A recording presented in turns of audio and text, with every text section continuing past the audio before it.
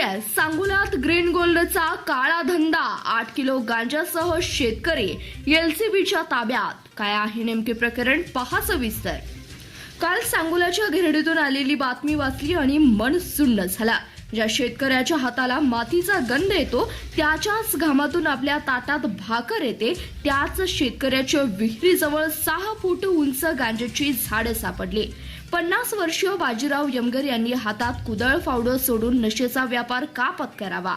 शिवाराला लागलेली कीड। ज्या गट नंबर 1089 मध्ये बापजाद्यांनी ज्वारी बाजरी पिकवली, त्या शेतात पोरं खेळवली, त्याच शेतात उग्रवासाचा गांजा पेरला गेला। दिवाणवस्ती शाळेजवळ जिथे लेकरं आई गिरवतात, तिथे नशेची लागवड झाली। विचार करा, त्या शाळेत ही पोरं जेव्हा मोठी होतील आणि म्हणतील आमच्या शाळेजवळ गांजा पिकायचा, तेव्हा येणाऱ्या पिढीला आपण काय उत्तर देणार?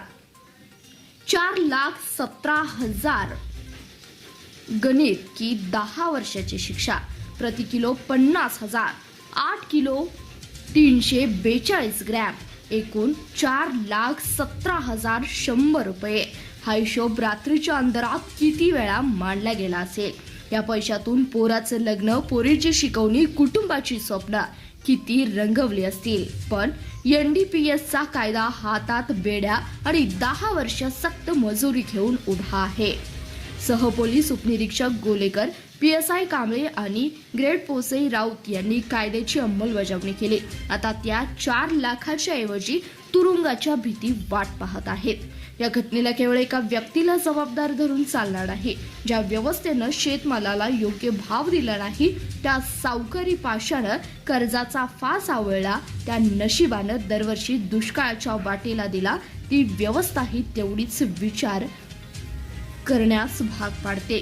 पोटाची भूक माणसाला वाट फुटेल तिकडे नेते, पण ज्वारीच्या कणसाऐवजी गांजाचा पाला निवडणे हा मार्ग नाही। घेरडीच्या त्या लेकरांनो, ज्या आपण शाळेत जातो, ही चूक पुन्हा होऊ देऊ नका। शेती तोट्यात आहे हे मान्य आहे, पण गुन्हेगारी हा यावरचा उपाय नाही।